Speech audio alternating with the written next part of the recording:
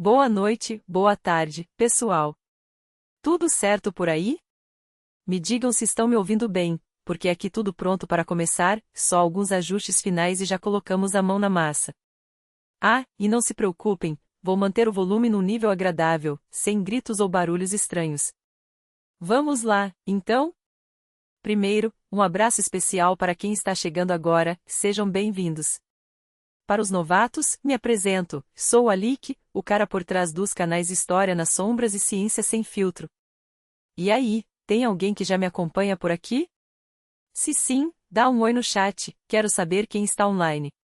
Sempre tento guardar os rostos, ou melhor, os nicks, de vocês, mas confesso, são muitos, e minha memória às vezes falha. Mas não custa tentar, né? Olha, vou ser sincero, sempre fico um pouco nervoso no começo das lives. Não faço isso com tanta frequência, e esse friozinho na barriga é quase um ritual. Mas relaxa, em 10 minutinhos isso passa. Enquanto isso, vou tomando um gole d'água e batendo papo com vocês. Aliás, se tiverem dúvidas, perguntas ou só quiserem trocar uma ideia, joguem aí sem cerimônia. Esse espaço é nosso.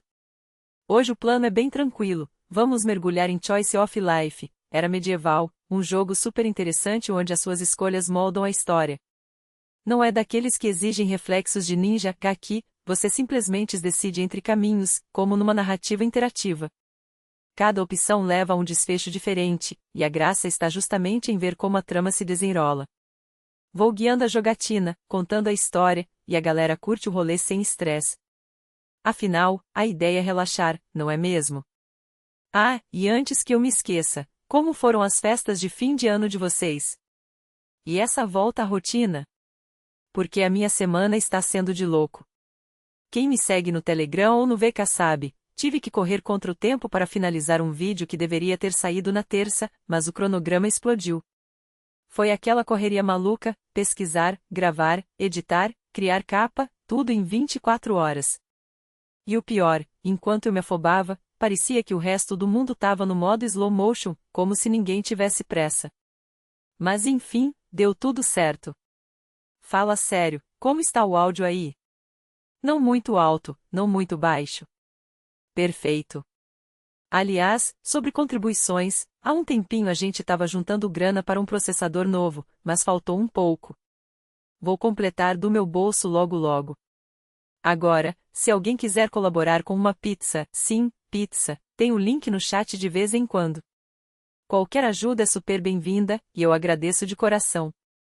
Mas voltando ao assunto, escolhi uma quinta-feira para a live, e agora tô me perguntando se foi a melhor ideia.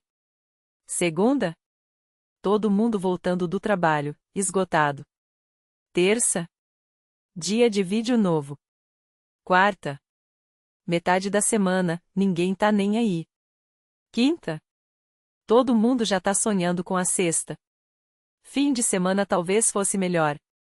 Enfim, vamos testar outros horários nas próximas vezes. E vocês, como estão agora? Chegando do trabalho, de boa, ou ainda no corre-corre? Ah, quase esqueci, ajustei um delayzinho no microfone, e agora tá bem melhor. Antes parecia que eu falava e o som chegava depois do apocalipse. Risos. Agora sim, podemos seguir. Para quem acabou de chegar, hoje a gente vai explorar a primeira parte do Choice of Life, Era Medieval. Se rolar, partimos para a segunda, já tenho ela aqui, aliás. Vou focar no jogo, mas de vez em quando dou uma espiada no chat, principalmente nos intervalos. Então, preparem o chá, o café, ou até um pedaço de pizza, eu vou querer um depois, e bora nessa. Só um detalhe, tirei a trilha sonora original do jogo para evitar problemas com direitos autorais. Mas se quiserem, a gente deixa um fundinho musical por aqui. O que acham? Pronto, agora foi. Ou, não foi? Cadê o jogo? Ah, cara, faz tempo que não faço isso, me perdoem atrapalhada. Deixa eu ver aqui, clica, nada. Chat, me socorram. Alik, aparece na câmera. Não rola, pessoal. Não sou de me exibir, e sinceramente, não vejo necessidade. Vamos tentar de novo. Ah, agora sim. Só ajustar o tamanho dessa tela gigante, e... Ufa! Conseguimos! Bom, para começar, numa terra distante, uma camponesa, já não tão jovem, trabalhava arduamente no campo. Até que, entre a terra e o suor, encontrou um vaso antigo, coberto de inscrições misteriosas. Encantada, girava o objeto nas mãos, e plim, o vaso quebrou. E foi aí que tudo mudou. Porque, de repente, você nasce, filho de uma família humilde, com nada menos que 11 irmãos. Como chamar atenção no mar de crianças? Chorar no berço ou, bem, essa é a primeira escolha de muitas que virão. E é assim que o jogo funciona, a cada passo, uma encruzilhada. Não vou ficar perguntando o que fazemos agora, a todo momento, a gente segue um caminho, testa outro, e vemos no que dá. O legal é justamente se surpreender. Então, sem mais delongas, vamos começar essa aventura? Chorar no berço foi sua primeira estratégia, e funcionou. Sua mãe, exausta mas atenta, o pegou no colo, pressionou contra o peito quente e o alimentou com o que tinha. Mas o ano foi ruim. A colheita, magra. A comida, escassa. A porção na tigela, uma provocação, devorar só a sua ou arrancar um pedaço do irmão ao lado. Você era criança, mas não um monstro. Engoliu a fome em silêncio, mastigando a lição mais antiga do mundo, a sobrevivência é um jogo de paciência. E a paciência, bem, não enche barriga. Seu corpo, fraco pela falta, esticava-se como sombra faminta. A música da vida, se é que havia alguma, soava distorcida, como um violino desafinado, raspando ossos, não cordas. Até que, uma noite, o destino sussurrou a solução. Não em sonhos, não em preces, mas no ruído seco de uma janela se abrindo. Uma mão enrugada, nodosa como raiz de árvore velha, tateou sua cama. O medo gelou sua espinha, rezar e tremer no canto ou morder essa mão com toda a fúria de quem não tem nada a perder. Você escolheu se esconder. A mão arrancou seu irmão, o menor, o mais frágil, que sumiu na escuridão. Você espiou pela fresta, éramos 11. Agora, 10. A matemática da miséria não mentia, mas o estômago ainda doía. Cresceu. E, como todos os filhos da terra, foi jogado no campo para trabalhar. Pegar no cabo da enxada ou fingir dor nas costas? A primeira opção era honesta. A segunda, humana. Você tentou a honestidade, até quebrar o arado. Seu pai, um homem cuja raiva era tão previsível quanto o nascer do sol, o surrou até a inconsciência. E então, você morreu. Ou quase. Uma voz ecoou no vazio entre a vida e o que vem depois, eu posso te devolver, se me ajudar. Um trato com o desconhecido? Claro que sim. Afinal, o que mais tinha a perder? O espírito explicou, seu corpo, aquele mesmo, cheio de hematomas e sonhos por realizar, estava trancado na sala do tesouro do rei. Traga-o de volta para mim, e eu te darei uma segunda chance. Você acordou. De volta ao início? Não.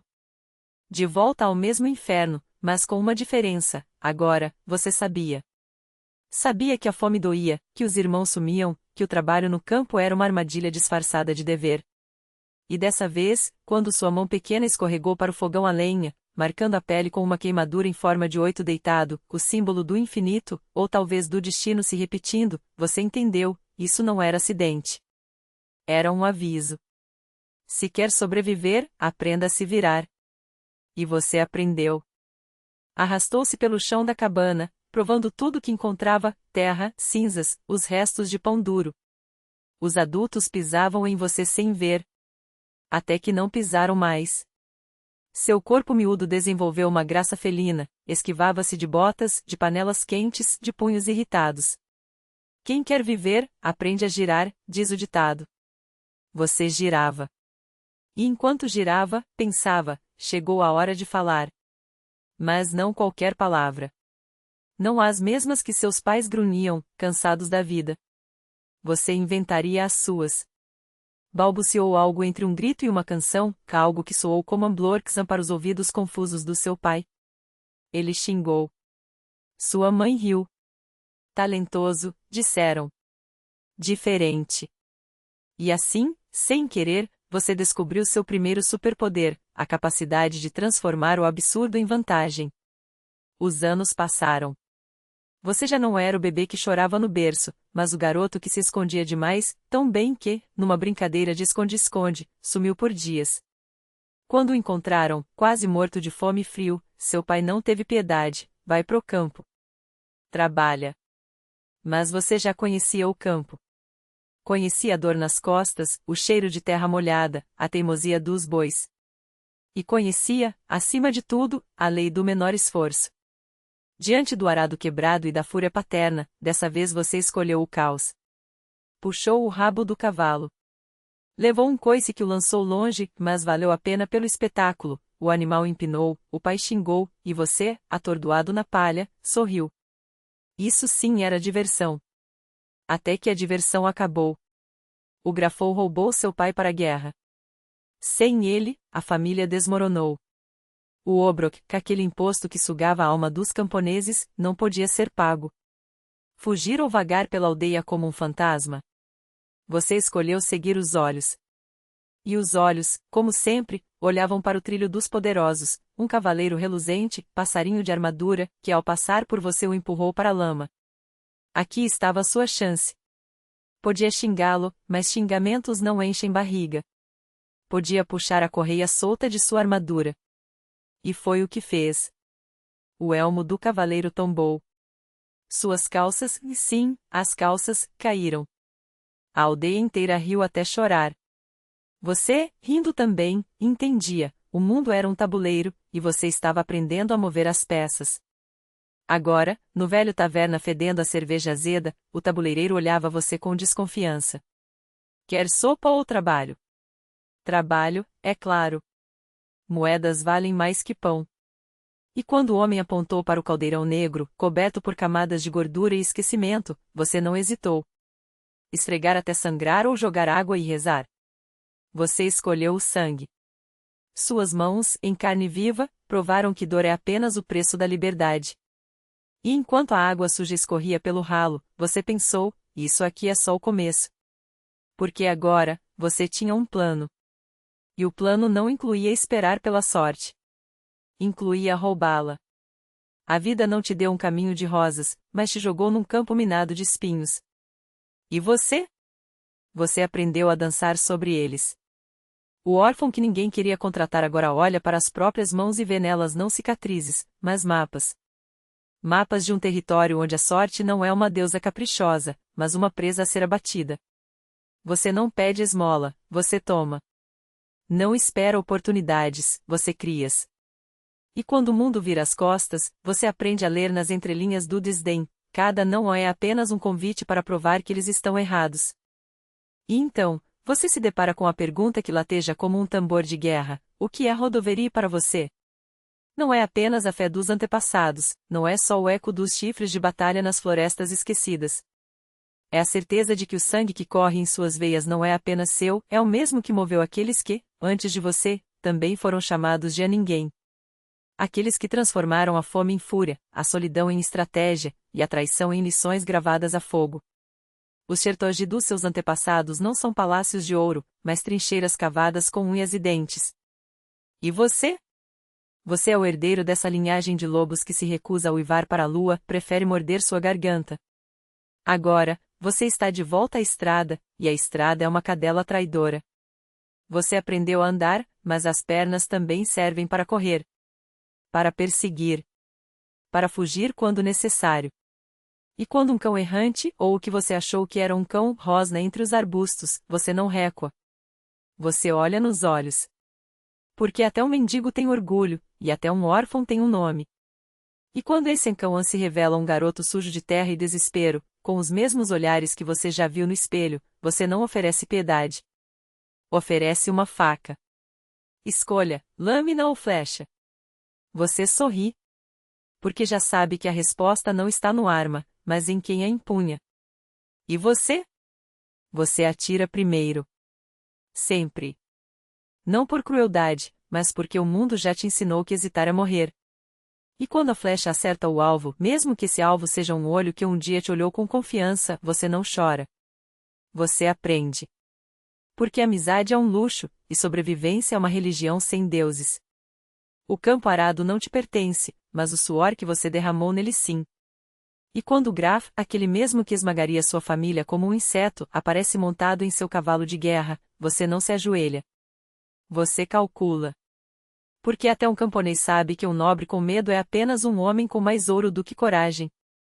E quando a moeda marcada queima em sua palma, você não pergunta por quê. Pergunta quanto. A taverna fede a traição e cerveja azeda, mas você já cheirou pior. Já foi pior.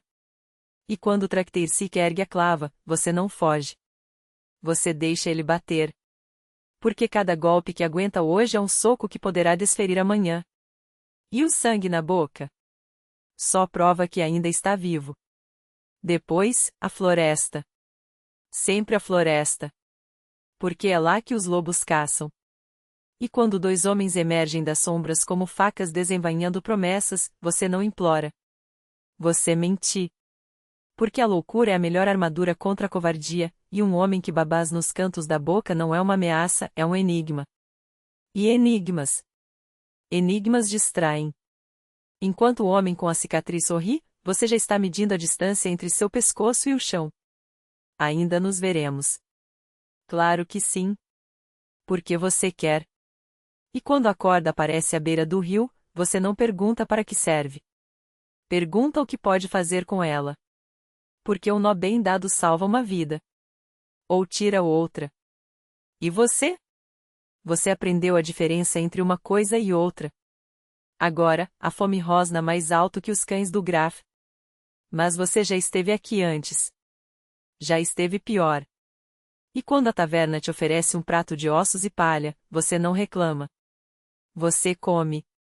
Porque um homem que se recusa a engolir merda hoje não sobreviverá para saborear o banquete de amanhã. E então, você olha para as próprias mãos novamente. Sujas. Sangrentas. Vivas. E sorri. Porque isso aqui? Isso aqui é só o começo. A esmola não enche barriga, e suas pernas já sabem bem o caminho de quem vagueia pela aldeia com o estômago roncando alto bastante para acordar os mortos. Alguém ouvirá? Alguém se apiadará? Não espere. Você já aprendeu que a misericórdia dos outros é tão rara quanto um inverno sem neve. E então, o chamado, vem ajudar a construir a igreja. O telhado. Alturas. Seu estômago se revolta só de pensar. Mas o ferreiro precisa de ajuda, e você, que treme ao olhar para cima, escolhe o chão. Junto a ele, você afia ferramentas cegas, martela pregos tortos, suja as mãos de foligem e óleo. A igreja agradece. Seu estômago, não. Ninguém oferece nem um pedaço de pão duro. Claro. A gratidão dos santos não alimenta lobos. O bosque, então. Raízes, bagas. Você conhece o risco, algumas alimentam, outras matam. Mas a fome não pergunta, ela ordena. Você mastiga a carina, amarga como arrependimento, venenosa como promessas não cumpridas. O resto do dia é uma batalha entre seu corpo e o que você lhe deu. Diarreia. Uma lição cruel, mas necessária, nem tudo que brilha é ouro, e nem tudo que parece comida o é. E então, a terra pisoteada. Seus dedos cavam como um animal desesperado e clim, um saquinho de moedas. O destino ri, ou talvez apenas zombe. Travesseiro ou taverna? A pergunta é retórica. Você já sabe a resposta antes mesmo de formulá-la. Na taverna, o dinheiro se transforma em cerveja barata e um prato de algo que já foi comida. Você lava as moedas sujas de terra e suor, como se isso purificasse o modo como as conseguiu. Interessante jogo, a vida. Um homem reza sobre a bacia onde vomita. Outro, sobre a mesa onde aposta seu último cobre. Você? Você reza com os punhos cerrados, porque os deuses ouvem melhor quando sangramos. De onde você veio? Pergunta um bêbado, como se importasse. Do nada? Você ri. Ninguém vem do nada. Todos carregamos o peso dos que vieram antes, seja em sangue, em dívidas ou em maldições. Não conhecer o passado é não ter futuro, dizem. Talvez. Mas você também sabe que conhecer o passado não garante que o futuro não te esmague como um inseto. Os deuses eslavos, os horóscopos de Chertog, as 16 marcas do destino, tudo isso é bonito em canções, mas inútil quando o estômago rosna. Você honra seus antepassados, sim. Mas também sabe que um homem que só olha para trás tropeça no que tem pela frente. A feira na aldeia. Barulho, cores, o cheiro de carne assada que faz sua boca encher d'água. Você poderia dançar, perder-se na música, esquecer por um instante que é um fantasma com pele. Mas dançar é para os que têm algo a comemorar. Você? Você observa. Aprende. E quando uma perna torce sob seus pés, e amargamente. Até isso você estraga. O ferreiro, então. Um homem que forja mais do que metal, forja homens. Se passar no teste, te ensino, diz ele. Teoria ou prática? Você nunca foi bom com palavras. Suas mãos, essas sim, sabem trabalhar. Escolha a prática. Carregar lingotes até os braços doerem. Soprar os foles, devagar, porque pressa quebra o equipamento, e o ferreiro quebra você. Demorou. O fogo apaga. O martelo do mestre encontra sua cabeça. Idiota. Você engole o orgulho junto com o sangue. Não é a primeira vez. Não será a última. Traga o martelo de cabeça chata. Você hesita. Qual é a cabeça chata? Seus conhecimentos de geometria se resumem a isto é redondo, aquilo é quadrado. Mas adivinha. Acertou. Ou o ferreiro tem pena, ou você tem mais sorte do que merece. Um ano depois, você já não é mais o mesmo. O ferreiro o chama de aprendiz. Não por bondade, os outros candidatos eram piores que você. E isso diz muito. Agora, um desafio de verdade, um cavaleiro encomenda uma espada e meia. O mestre olha para você. É sua.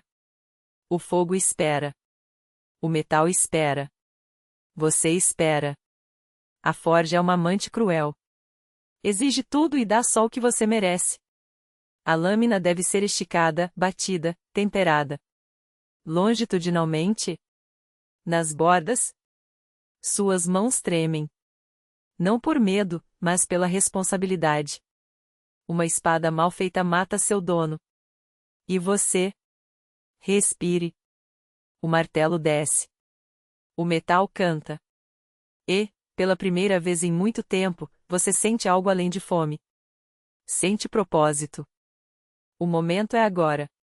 A lâmina, ainda rubra como um pôr do sol em chamas, espera seu batismo. A água no balde parece calma, mas você sabe, ela é uma traidora. Um mergulho rápido e o aço ganhará alma. Um erro, e ele se tornará vidro.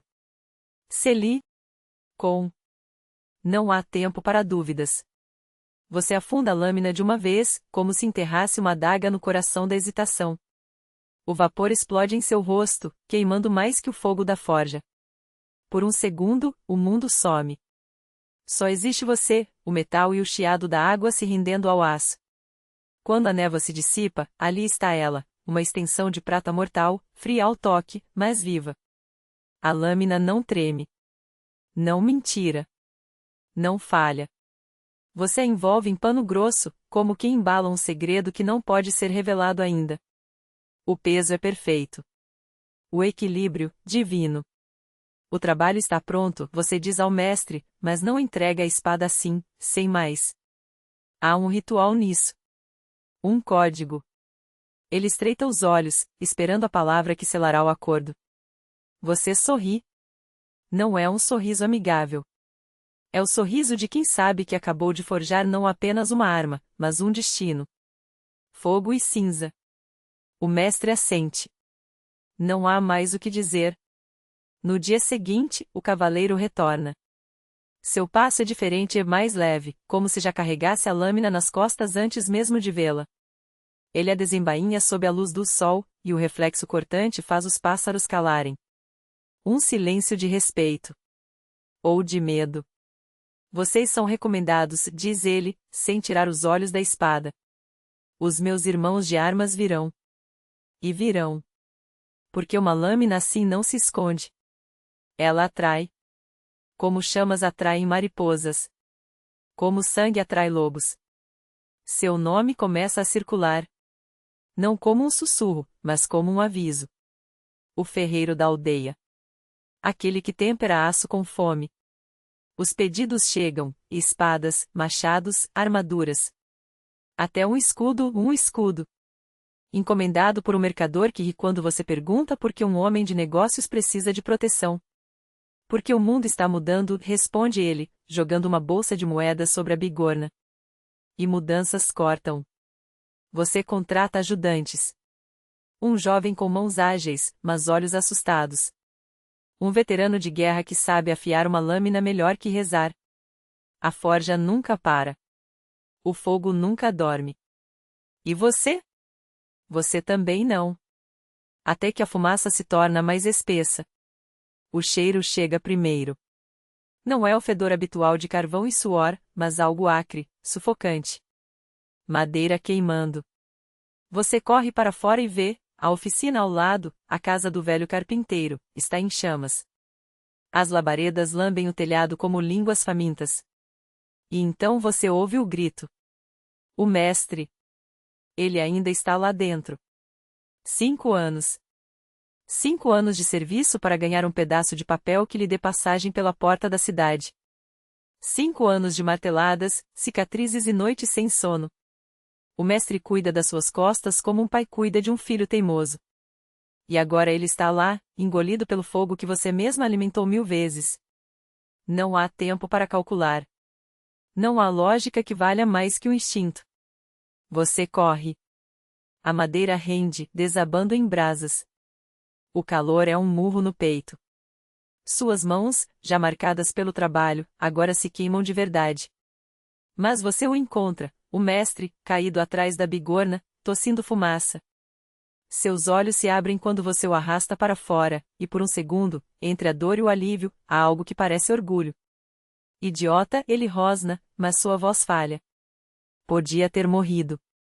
Podia, você concorda, deixando-o cair no chão fora do alcance das chamas. Mas não morreu. Os aldeões aplaudem. Alguém joga um balde de água em suas costas fumegantes.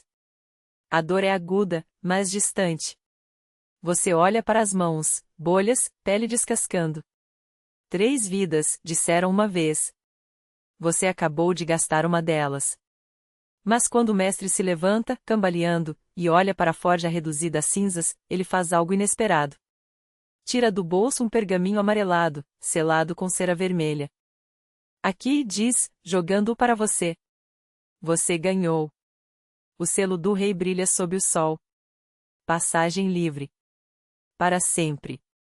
Eis que você se vê no epicentro do caos organizado da praça do mercado, onde o cheiro de pão fresco se mistura ao fedor de esgoto e ao brilho ávido nos olhos dos comerciantes. Carros de madeira rangem, crianças roubam massas das barracas, e um pregão ensurdecedor anuncia peixe do dia, ainda se mexendo. Enquanto o peixe em questão já fedia há 3 dias. Você respira fundo. Este é o seu reino agora. Ou pelo menos, deveria ser. Mas não. Porque a vida, como um taberneiro bêbado, insiste em jogar você contra a parede quando menos espera. Foi assim que, após esmagar acidentalmente a cesta de uma vendedora de especiarias, e receber, em troca, um soco que quase lhe deslocou a mandíbula, você se viu cercado por aqueles que juram proteger a ordem, 3 guardas com armaduras oxidadas, hálito de vinagre e um senso de justiça tão flexível quanto suas espadas embotadas. Nunca vi vocês por aqui, rosna o mais gordo, coçando a barba suja de migalhas. Isso vai custar 5 moedas. Ou 10, se quiserem evitar complicações. Você poderia mostrar o pergaminho real, poderia. Mas algo no olhar deles, aquele brilho de quem já extorquiu viúvas por um pedaço de pão, diz que o selo do rei seria tão útil quanto um guarda-chuva em um incêndio. Então, com um sorriso que é metade desafio, metade desespero, você faz o que qualquer pessoa sensata faria, levanta o dedo médio com a elegância de um poeta e sai correndo. Os guardas, é claro, tentam perseguir. Mas do pesados e 3 canecas de hidromel no almoço não são aliados da velocidade. Você desaparece numa ruela, onde o cheiro de urina e erva seca se fundem num perfume que, estranhamente, começa a lhe parecer confortável. A noite cai como um sudário sobre a cidade. As tabernas vomitam bêbados, as prostitutas sussurram promessas dos becos, e você, meu caro sobrevivente, precisa de um teto. Dormir na rua? A ideia é tão absurda quanto confiar num político. Mas as portas estão trancadas, as estalagens cobram preços de palácio, e seu bolso está tão vazio quanto a consciência de um mercador de escravos. É então que ela aparece. Não uma dama de vestidos sedosos, não uma feiticeira de olhos brilhantes, mas uma ratazana, sentada sobre os próprios quartos traseiros como um pequeno imperador num trono de lixo. Procurando abrigo, forasteiro? Sua voz é um chiado agudo, mas as palavras são claras. Demais. Você poderia questionar. Poderia gritar. Poderia, como qualquer pessoa normal, correr como se o diabo em pessoa estivesse em seus calcanhares. Mas você já gastou uma vida hoje. E algo no olhar daqueles olhos pretos e brilhantes, algo humano, faz você assentir. Ela o leva por becos que torcem como entranhas, até uma casa abandonada, com tábuas podres pregadas na porta. Dentro, o ar cheira a mofo e segredos. Aqui está seguro, diz a ratazana, indicando um monte de palha no canto. Pelo menos até o amanhecer. Ou até o alquimista voltar. Alquimista? Ela ri. Ou pelo menos, faz um som que poderia ser riso, se ratos soubessem o que é ironia. Aquele que me fez assim. Minha esposa achou que seria engraçado me transformar. Pois bem. Ratos não divorciam. Você poderia rir. Poderia chorar. Em vez disso, guarda a informação como quem guarda uma faca no coldre, útil, perigosa, e melhor não examinar demais à luz do dia. Ao raiar da manhã, a ratazana desaparece deixando para trás apenas um bilhete rabiscado. O zelador do castelo bebe num dragão dourado ao meio-dia. Ele gosta de histórias. Invente uma boa. Eis sua chance. Porque, afinal, que outro caminho resta quando se tem um pergaminho real no bolso, uma cidade cheia de loucos, e a promessa de que, algum dia, você vai chegar até o rei? Você ajusta a capa surrada, cuspe na palma da mão e aperta a dela mesma. Vamos lá. Afinal, quantas vidas você ainda tem para gastar? O castelo pulsa com a energia do torneio. Os gritos dos espectadores, o estrondo dos escudos, o baque dos corpos contra a terra úmida da arena. Você está lá, encostado na balustrada de pedra fria, observando os nobres se esgoelarem por seus campeões, enquanto os criados correm com taças de vinho que mais parecem baldes. Que espetáculo patético, pensa, enquanto ajusta a capa remendada com fios dourados, um presente irônico do rei depois daquela história do Hissari de armadura de carvão. Ele riu. Você ganhou um copo de prata. A prata já foi vendida. E então, como se o destino tivesse um senso de humor ainda mais torcido que o seu, um cavaleiro voa pelo ar, não, literalmente voa, desmontado por um golpe de lança que parece ter saído de um manual de Como Não Ficar na Cela. O mundo desacelera. Você vê a armadura brilhando ao sol, as penas do elmo esvoaçando como asas de um anjo bêbado, e pensa, ah, merda. O impacto é surdo. O cavaleiro aterrissa aos seus pés, e você, por reflexo, ou por instinto de sobrevivência de palhaço, salta para trás, mas não rápido o suficiente. Uma bota ferrada esmaga o dedão do seu pé esquerdo.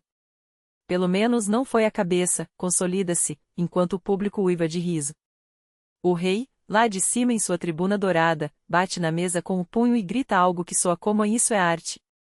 Você olha para baixo. O cavaleiro, atordoado, tenta se levantar, mas seu elmo está preso na grade de madeira da arquibancada.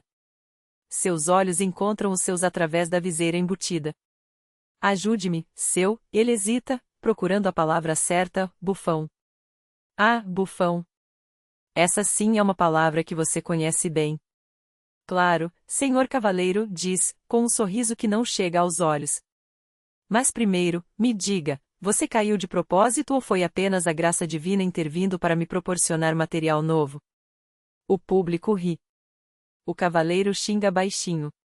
Você se agacha, fingindo ajudar, mas na verdade está roubando a adaga que ele carrega na bota. Nunca se sabe quando uma faca extra pode ser útil. Depois, com um gesto teatral, libera o elmo com um chute bem colocado. O cavaleiro cambaleia, livre, mas agora é você quem segura as rédeas da situação e a adaga. Agradeça ao seu novo melhor amigo, diz, jogando a arma de volta para ele. E da próxima vez, tente cair perto da tribuna do rei. Ele adora um final dramático. O cavaleiro, vermelho de humilhação, murmura algo sobre a honra e a vingança, mas você já está se afastando, acenando para a multidão como se tivesse acabado de domar um dragão. O rei, é claro, chama você de volta. Chut! Berra ele, erguendo a taça. Essa foi a melhor parte do torneio. Você sobe os degraus da tribuna, curvando-se com a elegância de um gato que sabe que vai ser alimentado. O rei está rindo, os lordes estão rindo, até os criados riem, embora eles saibam que amanhã serão eles a limpar o sangue da arena. Sua Majestade me lisonjeia, diz, inclinando a cabeça. Mas confesso, estava apenas seguindo o exemplo dos nossos bravos cavaleiros. Cair com estilo é uma arte. O rei dá uma risada gutural, bate no seu ombro com força suficiente para deslocá-lo, e joga uma bolsa de moedas no seu colo. Amanhã, à noite, no banquete. Quero mais. E dessa vez, seus olhos brilham com uma malícia que você conhece bem, quero que você faça o meu bobinho de corte rir até chorar. Você pesa a bolsa na mão. Prata. Bastante. O suficiente para comprar silêncios, abrir portas, ou, quem sabe, subornar um zelador bêbado. Como Sua Majestade desejar, responde, com um sorriso que desta vez quase chega aos olhos. Porque, afinal, um chute não é apenas um palhaço. É um espelho. E espelhos, como você bem sabe, podem mostrar exatamente o que as pessoas querem ver, ou o que elas temem ver. E enquanto desce os degraus, a adaga roubada esquentando contra a sua coxa, você sabe, a semente está plantada. Agora é só esperar a noite cair. A porta da cozinha se fechou com um estrondo atrás do jovem, agora ex-pagrão, ex-hóspede, ex-algo que o rei não tardaria a descobrir ser muito mais do que um mero intruso. A servente, com um sorriso que valia mais que todas as moedas do reino, premia você com uma maçã vermelha, suculenta, quase obscena em sua perfeição. Bom que não era um pêssego, pensa, enquanto os dedos se fecham em torno do fruto. Porque pêssegos, todos sabem, são para amantes. E maçãs? Maçãs são para traições. E então a notícia cai como uma lâmina, o jovem era o príncipe. O herdeiro. O sangue azul que agora mancha o chão da cozinha com vinho derramado e orgulho ferido. O rei não pergunta. O rei exige. E você, com a adaga ainda quente contra a coxa e o sabor do veneno na língua, sabe que tem duas opções, a verdade, que é uma faca sem cabo, ou a mentira, que é uma faca que você pode segurar pela lâmina desde que saiba como sangrar sem gemer. Eu o defendia, Majestade. Uma meia-verdade, afinal, você defendeu algo, seu próprio pescoço. O príncipe insistia. Outra meia-verdade. Ele insistia em respirar, em existir, em ser um empecilho. A servente é inocente. Aqui, você mente descaradamente. Inocente? Talvez. Mas não tão inocente quanto o soro que você destilou na adega ontem à noite. O rei olha para você como se estivesse medindo o peso da sua alma em lingotes de ouro. Então, com um suspiro que poderia derrubar torres, declara: você aprenderá sua lição. E você aprende. Oh, você aprende. A lição é esta: na corte, a culpa não é uma questão de fato, mas de conveniência.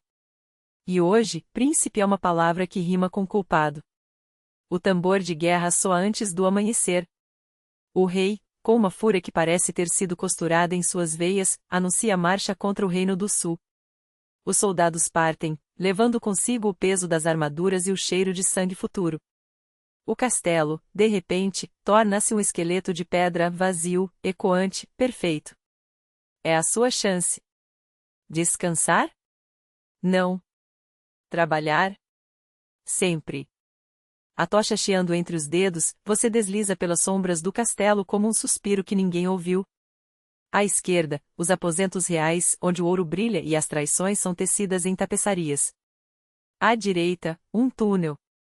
Escuro. Desconhecido. Promissor. Por que diabos iríamos para os aposentos?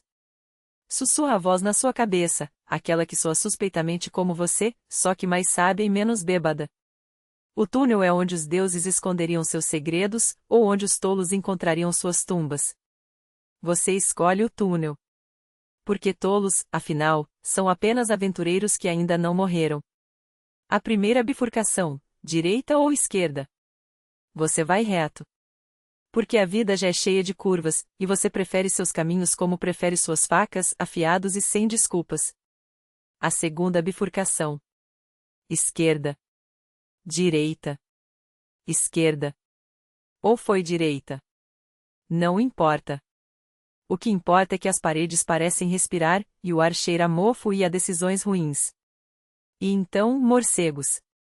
Centenas deles, saindo do nada como se o próprio inferno tivesse espirrado. Você os odeia. Eles, aparentemente, retribuem o sentimento. Quantas vezes um homem pode morrer numa mesma noite? Você resmunga, enquanto um deles roça seu rosto com asas de couro. A resposta, é claro, é até acertar. Você volta. Recomeça. Porque persistência é apenas teimosia com um plano. Desta vez, o túnel cede. Uma porta entreaberta. Um cheiro de uvas fermentadas e ambição. Você entrou no porão real. E atrás das barricas, escondido como um segredo que o rei não queria nem de si mesmo, está. A respiração falha. Os dedos tremem. Porque algumas coisas não deveriam ser encontradas. E outras? Outros tesouros são feitos para serem roubados. A pequena porta o observa. Você hesita, bebeu vinho demais para pensar com clareza, mas o vinho já fez seu trabalho, a curiosidade agora é mais afiada que a lâmina de um assassino. Que diabos! Empurra a porta. Ela tem metade da sua altura, obrigando-o a se arrastar como um ladrão em um túnel estreito, as mãos raspando no chão úmido, os joelhos protestando. Outra porta. Aberta. Um presente dos deuses ou um convite para a armadilha. Você entra. Os aposentos do rei. Seda, ouro, pinturas que custariam um reino. Você poderia viver aqui. Poderia merecer viver aqui. Mas não veio para admirar tapeçarias, veio para violar segredos. Suas mãos deslizam pelas paredes, como se o próprio ar fosse um mapa em braille. Até que ali. Uma fenda vertical, um sopro gelado vindo de trás da pintura de um rei morto. Claro. Você empurra. A parede cede. Um túnel. Seu fôlego forma nuvens no ar frio enquanto você avança, o facho da tocha tremendo como um dedo acusador. A descida é interminável, uma espiral de pedra que parece rir da sua teimosia. Meia hora. Depois outra. Os degraus não acabam, mas algo respira à sua frente. Ergue a tocha. Um rosto de pedra, esculpido na parede como se sempre estivesse ali, esperando. Uma voz ecoa, grave como o trovão distante. Quem és tu? Um homem comum. Um homem comum não chegaria até aqui. A pedra sorri, se é que pedra pode sorrir. Um rei, talvez? Ainda não. A verdade é uma moeda que sempre vale a pena gastar. Então prova-o. 3 enigmas. Ou morre tentando. Você concorda. O que mais resta? Primeiro. Tenho forma de pera, úmido no centro, e muitas vezes de minha água escorre. O que sou? Seu cérebro tropeça no vinho, mas a resposta vem como um golpe de adaga. Um barril. Não um copo de vinho. Não um olho. Um olho. A voz ri, ecoando como moedas caindo em um poço. Certo. Por hoje. Segundo. Macio como lã, mole como pântano. Se me espremer, pulo como um sapo. Cresço com água. O que sou? Você coça a nuca. Uma esponja? Não, isso é óbvio demais. Uma gubka, gubka em russo, esponja em português. Mas a voz insiste. Vi. Balde ou esponja? Esponja. Você responde, mas sua mente já divaga. Será que dublagem de filmes paga bem? Eu tenho voz para isso. Já fiz uns trabalhos, um personagem aqui, um comercial ali. Nada famoso, mas quase. Logo, logo sai um filme com sua voz. Não comercial, claro. Amigos, paixão, arte. Talvez até um canal no YouTube. Certo. O eco traz de volta. Última. Terceiro. Sou irmã do sol, mas feita para a noite. O fogo faz minhas lágrimas caírem. O que sou? Silêncio. Uma vela. Tem que ser. Uma vela. Mas a poesia da charada o confunde lágrimas. Fogo? Sua mente corre, lua? Não, a lua não chora. Uma lâmpada? Demasiado moderna. Uma estrela? Ridículo. Uma vela. Você diz, finalmente. O rosto de pedra sossega. A porta se abre. Você acertou. E agora a câmara do tesouro. Ouro. Joias. Sarcófagos de marfim. No centro, um altar. Sobre ele, um recipiente de cristal, vazio como uma promessa. Uma voz sussurra: quebre-o, devolva-me meu corpo. E sua dívida estará paga. Quebrar. Não quebrar. Seus dedos fecham-se em punho. Quebre. O cristal estilhaça. O chão treme. Uma névoa roxa ergue-se dos fragmentos, e algo é arrancado de dentro de você, uma essência, uma sombra com suas próprias asas. Ela se funde à névoa, girando, tomando forma. Primeiro, um homem. Depois chifres. Depois asas. Ah! A voz é mel e veneno. Que bom estar inteiro novamente. Seus olhos brilham como brasas. Você é meu agora. Você é um demônio. E você é mortal. Um sorriso que cortaria vidro. Cada escolha sua te trouxe aqui. Agora, só te resta obedecer. O rei está lá fora. Mate-o. A ordem é um chicote. Você hesita. Matar um rei. Tornar-se um regicida. O peso da palavra é uma coroa de espinhos. Mas o que mais resta? Sua mão vai à espada. O grito do rei ecoa pelos corredores. A guarda corre. Demônio à solta. Sangue nas paredes.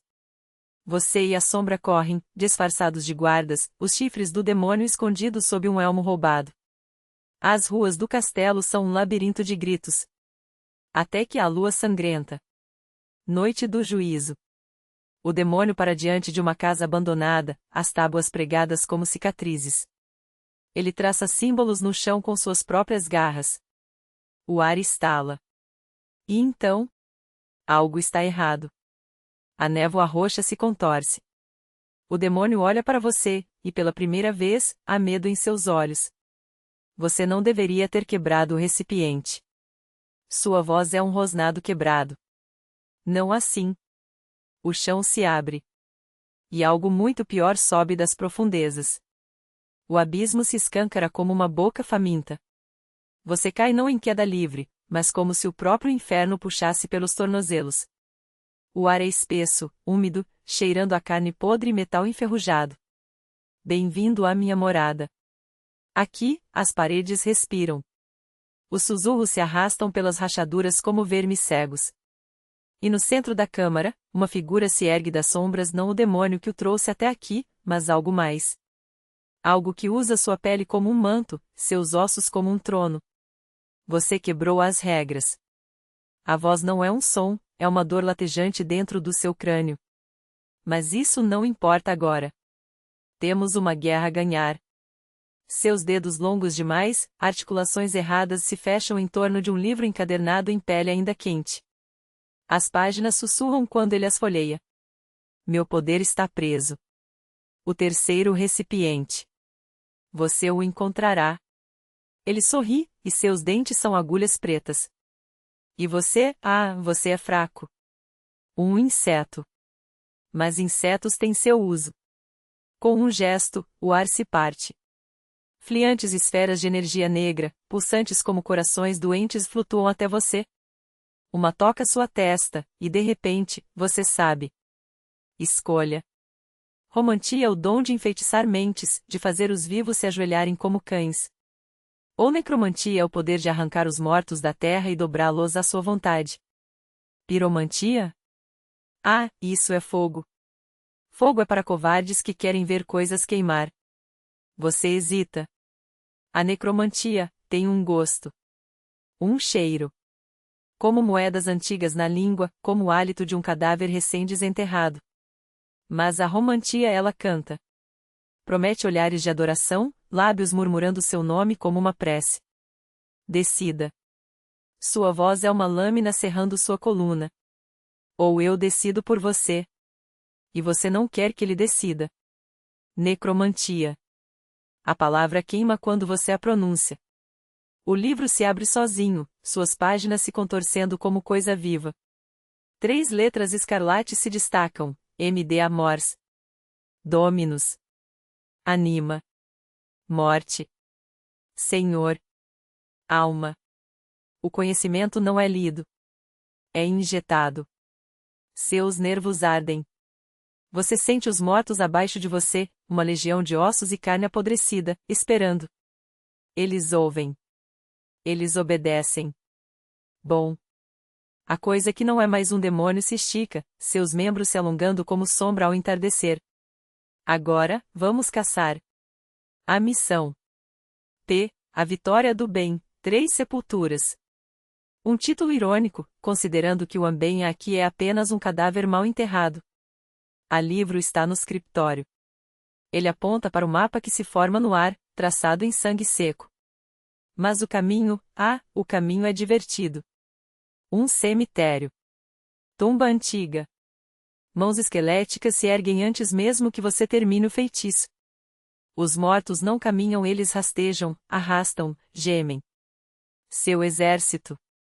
Atacar pela frente é estúpido. A voz sibilante ri. Janelas. Sempre as janelas. Os guardas gritam quando os primeiros cadáveres escalam as paredes. Vidro se estilhaça. Carnes podres caem sobre mesas de estudo, espalhando pergaminhos e tinta como entranhas.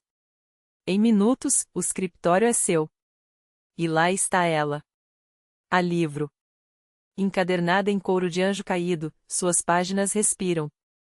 Quando você a toca, as vozes começam. Por favor. Não nos deixe aqui. Ele vai voltar. Ignore. A coisa sorri. Ou quebre os dentes deles. Sua escolha. Você corre. O príncipe. Seu exército de mortos distrai os soldados enquanto você e aquilo deslizam pelas sombras. O príncipe jovem, belo, ingênuo levanta sua espada, gritando ordens que ninguém mais ouve. Patético. Seu guia rosna. Acha que a luz vence? A luz é só o que sobra quando a escuridão permite. Vocês fogem. Canais fedidos. Água negra que lambe suas botas como línguas famintas. O ar cheira a traição. A guarda virá. Ele para, olhando para a floresta além dos muros. Ou, poderíamos brincar com eles. Mas a aldeia está mais perto. E aldeias têm corpos. Corpos são úteis. Ele lambe os lábios, se é que são lábios. Vamos. A aldeia. Os camponeses já estão com as ferramentas em punho quando vocês chegam. Seus olhos brilham com o mesmo medo animal que você viu nos guardas. Eles sabem. Negociar? A coisa ri, um som como unhas arranhando o vidro. Eles não querem ouro. Querem sobreviver. O primeiro a atacar é um velho, sua foice tremendo. Seu guia estala os dedos. Os mortos que vocês trouxeram respondem. Não há batalha. Há apenas carne caindo. Gritos. O cheiro de medo queimando. Quando acaba, a taverna está vazia. Exceto pelo donos, esconderijo atrás do balcão, tremendo como um rato. Ele sabe. Seu guia murmura. Todos eles sabem. O homem olha para você. Seus olhos são 2 buracos negros. Você não é bem-vindo aqui. Sua voz é um suspiro. Nunca foi. O medo do taverneiro é um cheiro doce, como vinho azedo. Você ordena que ele sirva seu melhor vinho e a caça mais rara não por sede, mas por princípios. Enquanto o líquido escuro enche os cálices, seus dedos deslizam sobre o livro. Página por página, linha por linha. Nada. Até que não há mais páginas. O demônio pressiona as palmas contra o pergaminho gasto. A tinta, seca há séculos, lateja sob sua pele como veias vivas. Palavras brotam do nada, queimando-se em sua mente. 3 recipientes. Um inteirado nas entranhas da terra. Outro nas mãos do rei que já não tem coroação. O último, a voz do demônio é um arrasto de garra sobre pedra. Na posse daquela que tece a floresta como sua mortalha. Um grito ecoa lá fora. A aldeia estremece sob botas pesadas. A guarda real chegou tarde demais para salvar, mas há tempo de morrer. Vamos, diz o demônio, e seu sorriso é uma faca no escuro. O rei já está morto. Mas seu legado ainda apodrece. Vocês partem para a floresta. A primeira coisa que encontra é ele. O velho rei, erguido da terra como um pesadelo mal enterrado, a coroa torta sobre um crânio rachado. Sua espada cortou o ar antes que você pudesse piscar, mas você sabe que matou esse homem. Seu corpo ainda esfria no trono, a garganta aberta pela sua própria lâmina. O golpe do rei fantasma passa através de você. Não carne. Não osso. Apenas o eco de uma memória furiosa. E então, nada. Ele se desintegra em cinzas, e você bate com as costas contra uma pedra, o gosto de ferro na boca. Merda. O demônio ri, baixo e úmido. Esqueceu que já o enterrou, não foi? A floresta engole vocês inteiros. Meia hora depois, o cheiro de fumaça e aço os leva a um acampamento. Bandidos. Armados até os dentes, com olhares que cortam mais fundo que suas facas. No centro, um homem com uma cicatriz que serpenteia do olho à boca, o mesmo que jurou que se encontrariam novamente. Ah!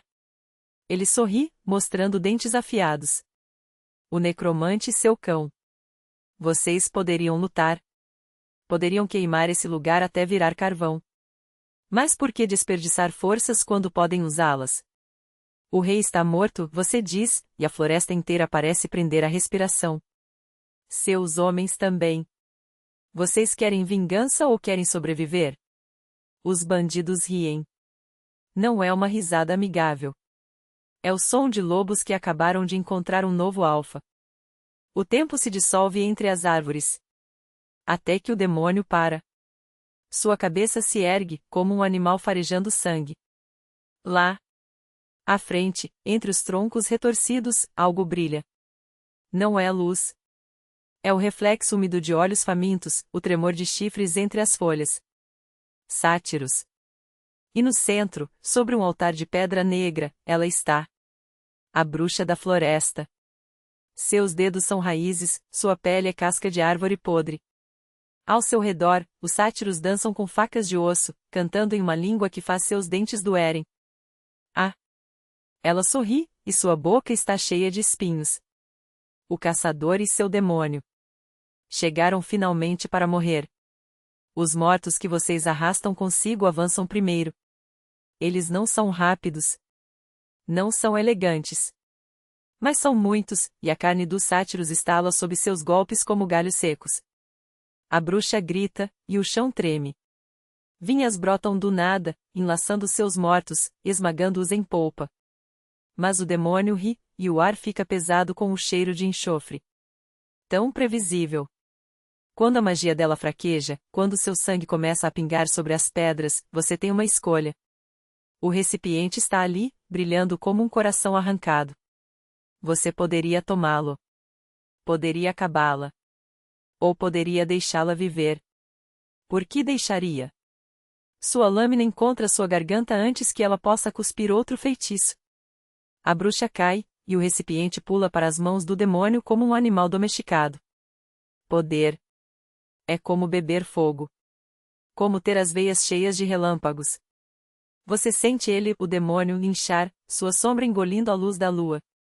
Agora, sua voz é um coro de gritos distantes, vamos queimar esse mundo até não sobrar cinzas. O poder é intoxicante. Ele queima como o primeiro gole de vinho depois de séculos de sede, como o primeiro suspiro depois de afogar-se em escuridão. Você sente o demônio pulsar dentro de si, uma batida surda e voraz que ecoa nos ossos, na carne, na alma que você nem sabia que ainda possuía. Sua sombra se estica, devora as paredes, engole os gritos distantes da floresta, porque agora você é o grito. Você é a noite que se dobra à sua vontade. E então, como um sussurro entre dentes afiados, ele oferece. Tudo isso pode ser seu. Não é uma pergunta. É um fato. Um contrato escrito em sangue que já escorre pelas suas mãos. Você poderia recusar. Poderia jogar o recipiente no fogo, assistir o líquido negro borbulhar até virar nada. Deveria, correr, enquanto ainda há tempo, enquanto a sanidade não se desfez por completo como cera sob uma chama. Mas você sabe. Sabe que não vai. Porque o poder não é apenas uma ferramenta. É uma fome. E uma vez que você prova, não há volta. Não há saciedade. Só há o próximo banquete, a próxima cidade para reduzir a cinzas, o próximo Deus para arrancar do trono e devorar seus ossos. O demônio ri, e o som é como vidro quebrando dentro do seu crânio. Então, sua voz é mel e veneno, um convite e uma sentença, o que você vai queimar primeiro?